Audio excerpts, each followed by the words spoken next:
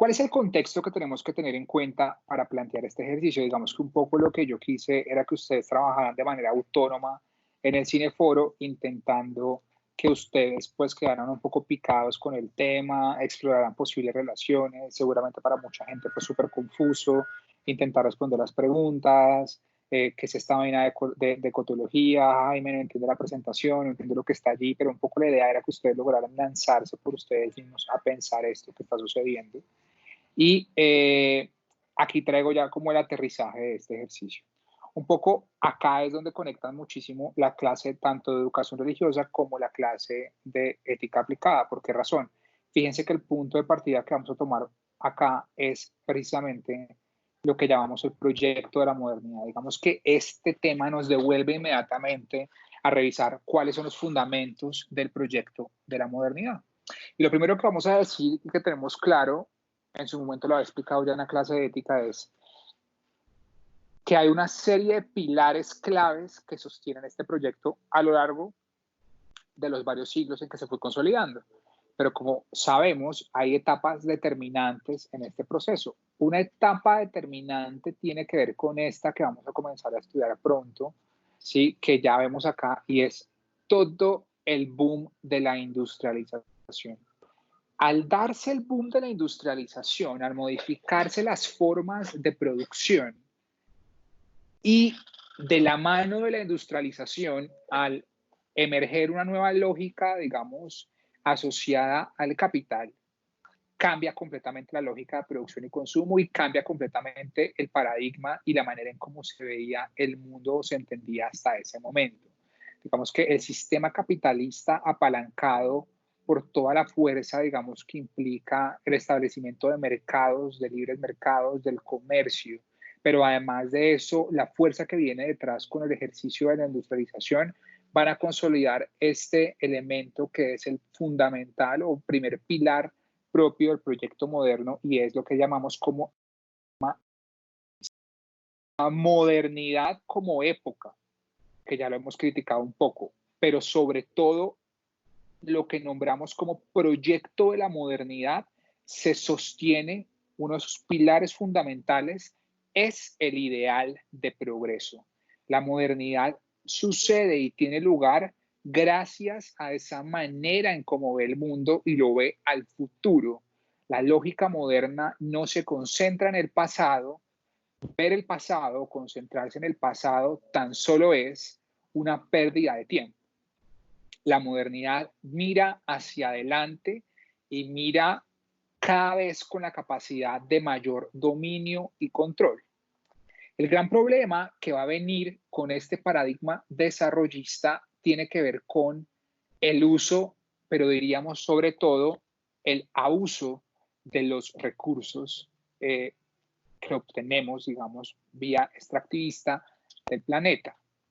El paradigma desarrollista asumió que el manejo de los recursos era de carácter totalmente ilimitado y la gran paradoja es que ningún recurso es ilimitado. Todos los recursos que conseguimos extraer, inclusive aquellos que provienen de lo humano de primera mano, son totalmente limitados y finitos.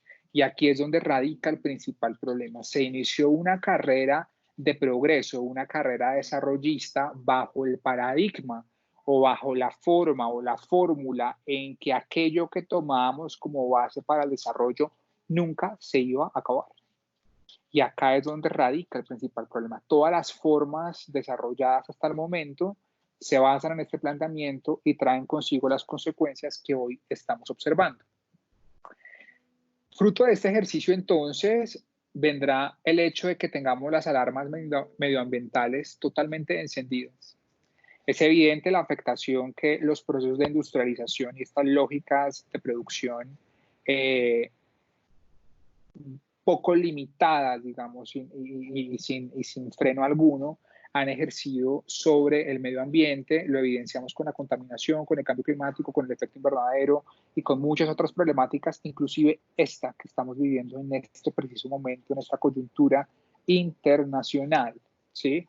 El COVID-19 nos está poniendo sobre la mesa fuertes interrogantes no solo a nivel medioambiental, no solamente sobre aquellos que preguntan o cuestionan sobre la intrusión del ser humano dentro de determinados espacios, ¿sí? Dentro de determinados ecosistemas y su nociva relación con otras formas de vida, sino además de eso revelan este elemento que estamos poniendo acá, y es que de la mano con el paradigma desarrollista se han dado una serie de políticas económicas, o más bien, no se han dado una serie de políticas económicas que favorezcan una equidad, una igualdad en términos socioeconómicos. Entonces, una de las principales afectaciones que viene ya de la mano con el paradigma desarrollista no tiene que ver solamente con la afectación que hacemos sobre el medio ambiente, sino además de eso, las consecuencias a nivel socioeconómico que eso trae. Y es como hay una gran población dentro del planeta totalmente afectada por este modelo que se concentra solamente en la explotación y en la extracción de productos, de recursos y la generación de un capital bajo formas totalmente injustas a nivel económico.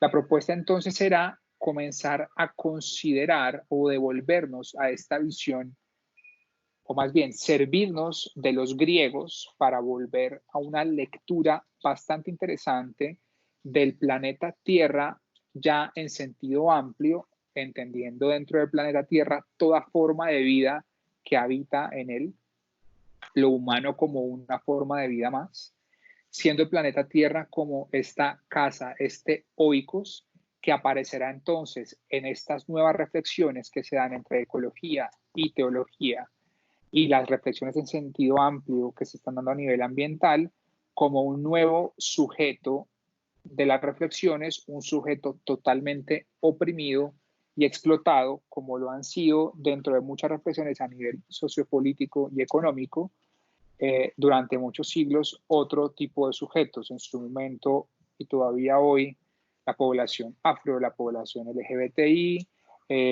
la clase obrera, los pobres, las mujeres, los niños, en fin, los indígenas, ¿cierto? Que son sujetos de reflexiones que aparecen también como sujetos oprimidos y explotados en diferentes lugares del planeta, pero hoy la Tierra aparece, o el cuidado del planeta aparece como una necesidad, y la Tierra aparece como un sujeto también oprimido y explotado dentro de estas mismas lógicas. ¿Hasta aquí hay alguna pregunta? Profe, pues como esa ideología de que la Tierra era como un sujeto más, un sujeto explotado más, ¿eso surgió durante el proyecto de la modernidad o surgió como consecuencia del proyecto de la modernidad? Está surgiendo como consecuencia a una crítica del proyecto de la modernidad. Digamos que eh, dentro de lo que nombramos como corrientes posmodernas o hipermodernas, dependiendo uno del autor que uno esté siguiendo, digamos que cuando uno habla de posmodernidad o hipermodernidad, al menos dos son los caminos que uno puede abrir o pensar en términos teóricos. El primero tiene que ver con seguir asumiendo el momento histórico que hoy vivimos como una continuidad del proyecto moderno sin mayor ejercicio de crítica, o asumir el momento que hoy vivimos como la posibilidad de hacer una crítica al proyecto moderno, distanciarnos del proyecto moderno para poder ver objetivamente y entender qué elementos necesitan ser reformados y plantear entonces un nuevo horizonte, ¿cierto? Plantear un nuevo esquema de pensamiento, una nueva matriz a través de la cual podamos ver y entender esta nueva realidad que hoy estamos viviendo.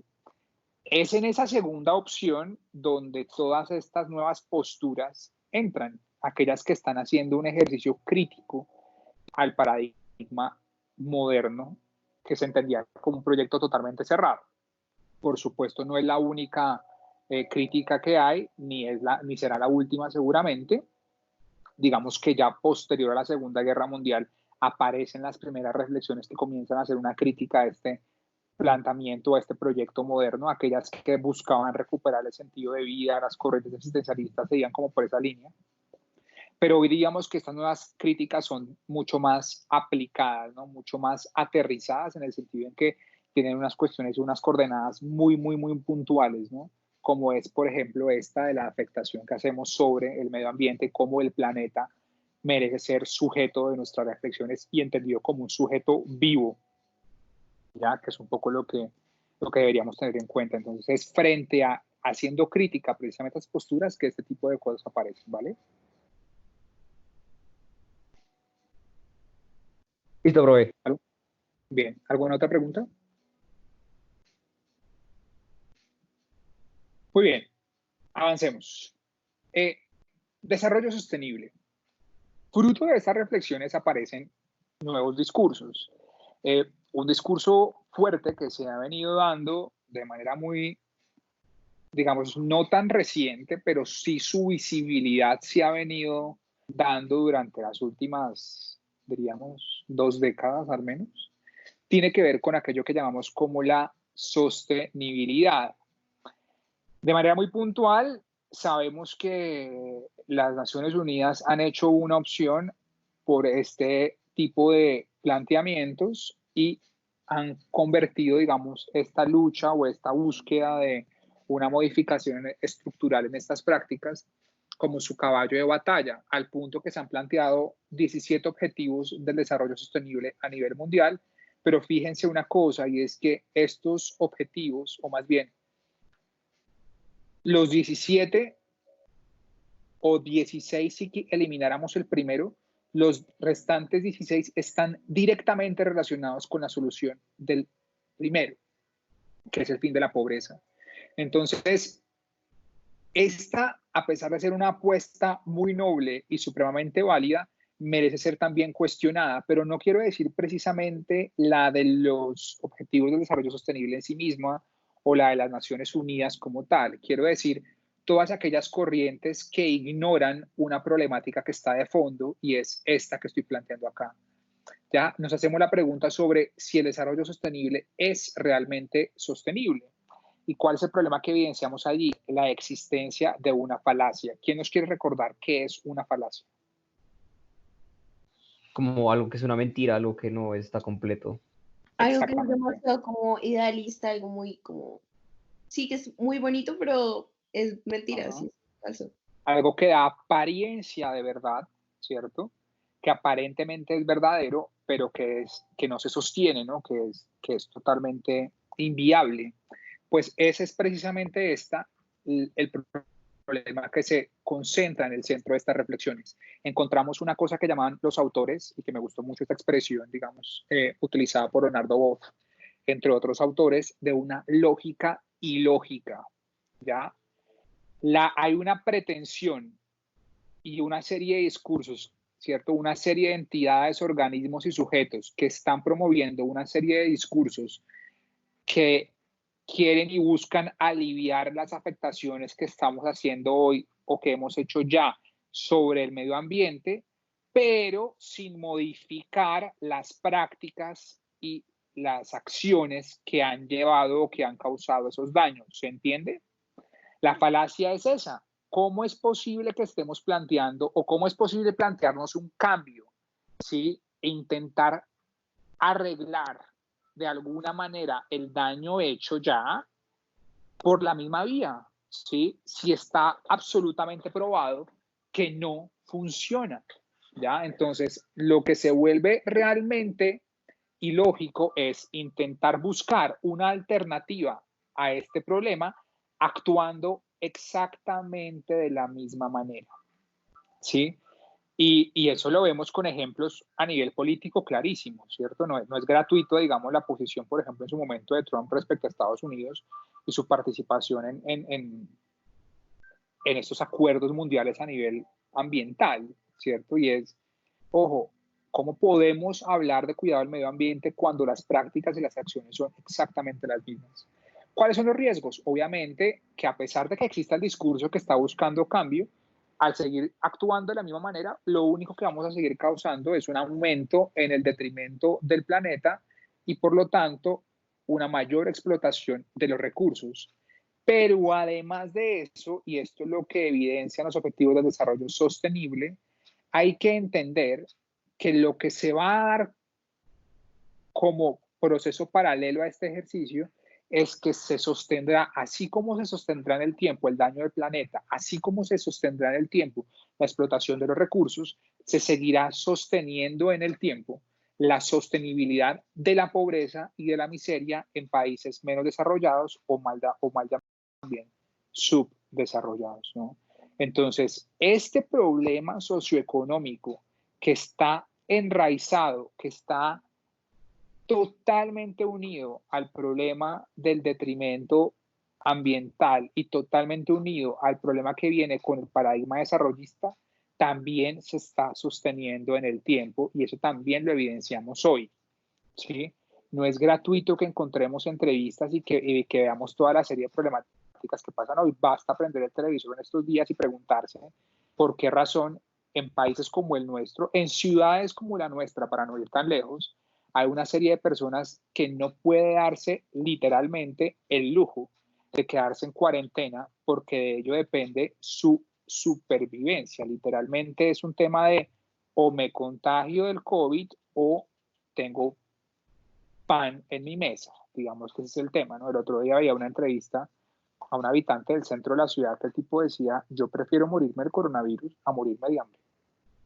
Encontrar ese tipo de expresiones es realmente fuerte y es a esto, digamos, a lo que le queremos apuntar. Bien, Juan José Tamayo Acosta entonces nos hace una reflexión en su texto Nuevo Paradigma Teológico. Juan José Tamayo Acosta es un filósofo y teólogo español, publicó un texto que se llama Nuevo Paradigma Teológico, donde recupera varias de las posturas o de las corrientes de teología contemporánea que hay, entre esas la ecoteología, y a veces algunas reflexiones interesantes, y me pareció apropiadísimo traer esta cita tomada directamente de este texto. ¿Quién nos quiere ayudar leyendo esta cita de Juan José Tamayo Acosta, por favor?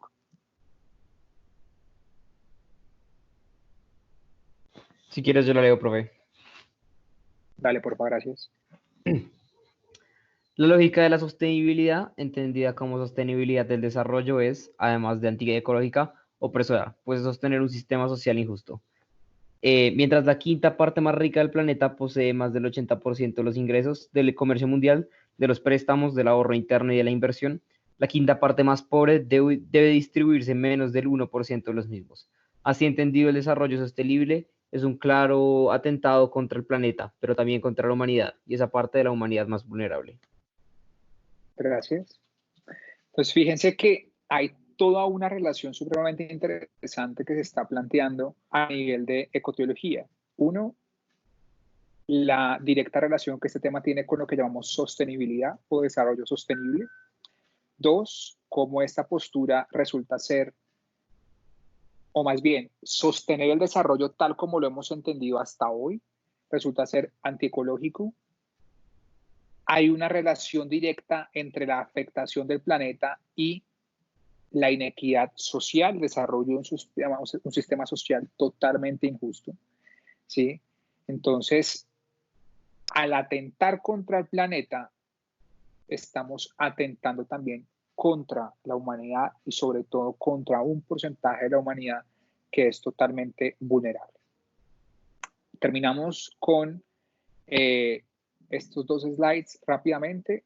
Frente a ese contexto, autores como Leonardo Boff, que conmigo de una u otra manera lo hemos tocado tangencialmente o lo hemos leído ya. Leonardo Boff, teólogo brasilero y filósofo brasilero, una figura supremamente importante de la filosofía y la teología latinoamericana en el siglo XX y todavía hoy.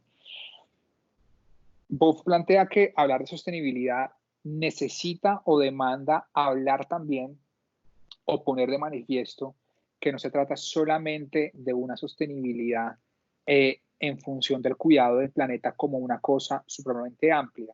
Y no es porque el planeta no sea importante, es que tenemos que reconocer que cuando hablamos de cuidado del planeta estamos hablando de cuidado de la vida, y cuidado de la vida implica el cuidado de toda forma de vida. Y el cuidado de toda forma de vida pasa por entender que hay un tema específicamente hablando con aquellas personas pobres, marginadas en nuestro contexto hoy en día que merecen especial atención en ese tipo de situaciones. Así las cosas, fíjense cómo se va a plantear la respuesta o la relación y con esto termino. Desde la teología, la opción por la tierra va a ser necesariamente una opción por los pobres en dos direcciones. Por un lado, implica entender la tierra como sujeto, ¿sí? Y como un sujeto pobre y crucificado. Fíjense cómo inmediatamente aparece una relación supremamente hermosa entre el planeta en tanto pobre y crucificado y Jesús en su momento como pobre y crucificado. O sea, hay una primera relación muy interesante acá.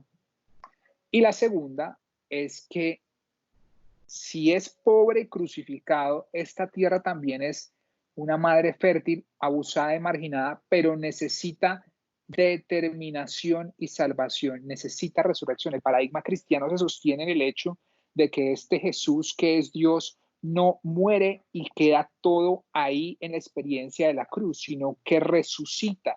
Hay vida después de la muerte. Y esto es lo que necesitamos también. Necesitamos resucitar, necesitamos apostarle a unas prácticas que consigan una efectiva resurrección, una nueva vida para este planeta y en ella y en el perdón para todo el cuidado de toda forma de vida que en él habita. Entonces, en esa lógica, hacer la opción por los pobres es hacer una opción por toda la creación, porque los pobres son también parte de la creación, ¿ya? Y entender entonces que cuando hablamos del planeta en tanto pobre o cualquier sujeto pobre y el planeta como un sujeto pobre, estamos haciendo una opción por un ser humano que sufre, por un sujeto que sufre, un planeta que sufre y que necesita de la modificación del orden establecido, que es un orden injusto. Por lo tanto, la opción por la tierra resultará en directa relación con el seguimiento de Jesús desde el punto de vista creyente, porque debe ser una opción incluyente, una opción por la vida que se traduce en una liberación y en una promoción y en una dignificación del planeta. De su cuidado de toda forma